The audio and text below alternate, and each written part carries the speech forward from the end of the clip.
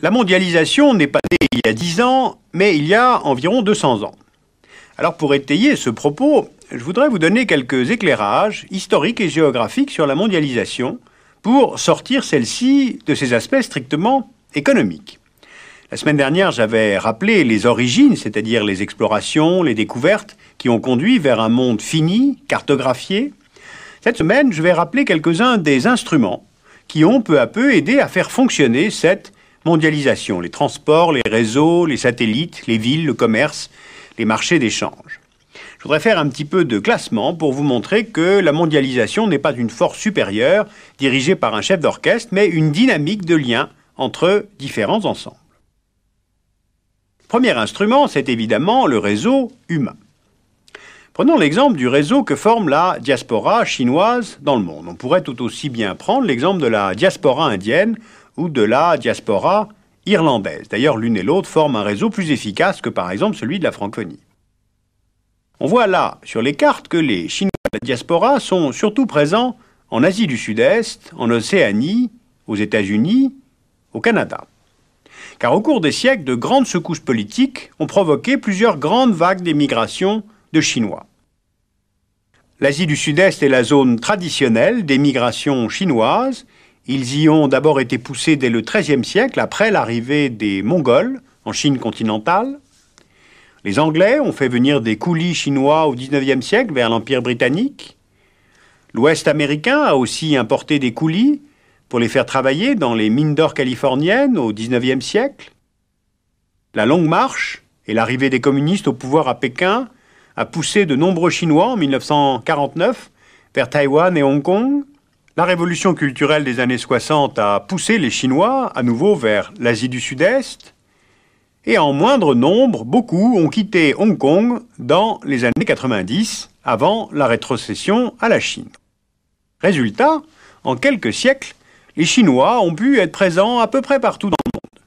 Ils forment une diaspora très active, s'appuyant sur des traditions commerciales, familiales, d'éducation, de liens avec la terre des ancêtres, et puis aussi un certain nationalisme Han.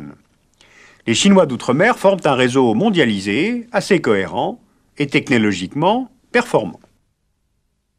Justement, deuxième instrument, les réseaux technologiques. Là, je veux évoquer le chemin de fer, les cargos, puis tous les réseaux quasi immatériels qui vont tous contribuer à affranchir l'homme de la pesanteur de la Terre.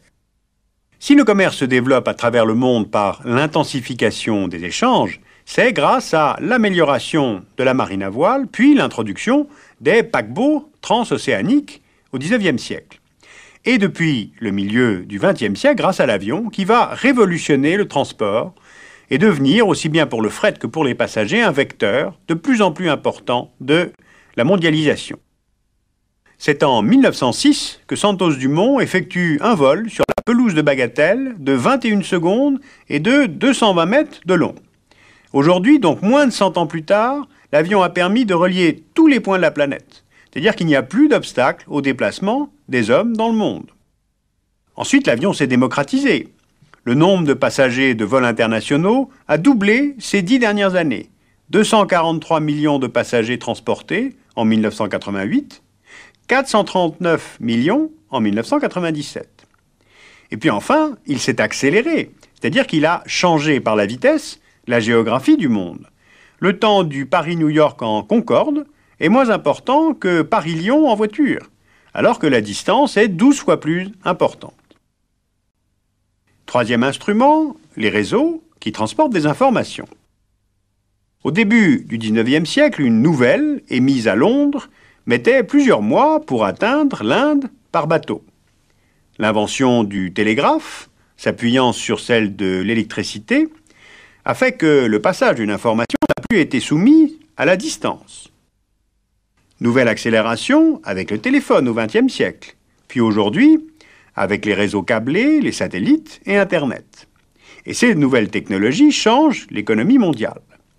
En jouant sur les décalages horaires, une entreprise qui ferme ses bureaux à 19 h à New York peut faire traiter sa comptabilité à sa filiale à Bombay, où il est 6 h 30 du matin à ce moment-là.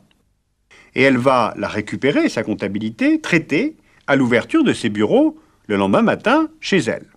Cela afin de rechercher les prix les plus bas sur le marché mondial du travail.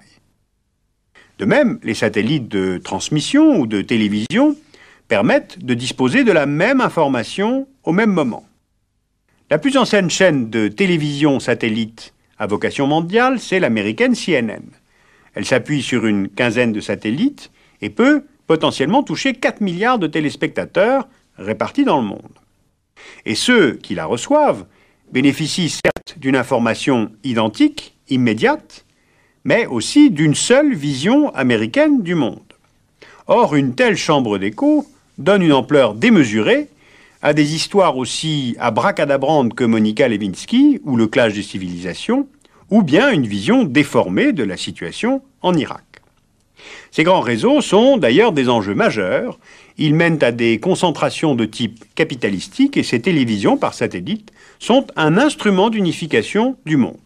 Par exemple, on se rappelle de l'importance de la télévision dans la chute du mur de Berlin, ou bien de ces milliards de fans de football pouvant assister au même moment au Stade de France au match de la Coupe du Monde de football. Ce qui conduit à se pencher sur un quatrième instrument de la mondialisation, ce sont les villes. On voit maintenant sur la carte les grands réseaux des mégapoles. La côte ouest américaine, de San Diego à Seattle, autour des Grands Lacs, de Chicago à Toronto, sur la côte est, de Montréal à Baltimore, en Amérique latine, de Rio à Buenos Aires, en Europe, de Londres à Milan, au Japon, de Tokyo à Osaka, en Asie du Nord, de Séoul à Shanghai, et cela induit une extrême concentration des activités de quelques villes dans le monde. Les principaux ports mondiaux comme Rotterdam et New York, les principaux aéroports comme Chicago ou Londres, les centres de décision politique et économique comme le siège des Nations Unies à New York, celui de l'OTAN et de l'Union européenne à Bruxelles, ou celui du siège de la Banque centrale européenne à Francfort, ou encore celui de l'OMC à Genève. Alors pourquoi souligner avec insistance ces ensembles ? Eh bien parce qu'à eux seuls, ces mégapoles rassemblent 80% des connaissances scientifiques mondiales. Elles effectuent entre elles 85% des échanges mondiaux. Elles réalisent 90% des opérations financières mondiales. On voit bien là en médaillon sur la carte, une carte en projection polaire où le réseau fonctionne comme un anneau de richesse, les marchés financiers fonctionnant 24 heures sur 24. Eh bien, ce n'est pas l'emplacement géographique de ces mégapoles, ni même leur taille, qui les a mondialisés, mais bien leur mise en réseau. Résumons-nous. Réseau de transport, de satellites, reliant mégapoles et marchés d'échange, circulation des hommes, des capitaux, de l'information et donc circulation des idées. Alors justement, pour conclure, 3 idées. J'aurais pu vous parler longuement de la tension sur l'environnement mondial. Sa fragilité unifie aussi le monde. Ozone, climat, eau, pollution par les voitures, tout cela dépasse largement les frontières et les États. Or, seuls les États légifèrent. La contradiction n'est pas résolue. Ensuite, la mondialisation ne se substitue pas à nos marchés locaux ou nationaux. Elle les relie et elle s'en nourrit. La mondialisation stimule l'échange, elle crée de la richesse. Le problème n'est pas là. Non, le problème, c'est celui des mécanismes de redistribution de ces richesses produites, car il y a ceux qui sont dans la mondialisation et ceux qui n'y sont pas. Troisièmement, ce n'est pas la mondialisation elle seule qui serait vecteur de l'uniformisation du monde, mais c'est la mondialisation de certaines économies et de certaines cultures, et je pense en particulier à la culture nord-américaine, États-Unis, qui est véritablement impériale. Il y a aussi de bons aspects de la mondialisation culturelle, l'invention par l'UNESCO du patrimoine mondial à protéger. Encore, Borobudur, les pyramides aztèques, Vézelay, mosquées, cathédrales, maintenant les quartiers de Lyon. Alors une dernière idée à mûrir et à suggérer aux Nations Unies, pourquoi ne pas protéger aussi cette autre richesse mondiale que sont tout simplement à travers le monde les peuples menacés de disparition. La semaine prochaine, dans un 3e et dernier volet, je traiterai de la question de la finance internationale et de la criminalité mondialisée.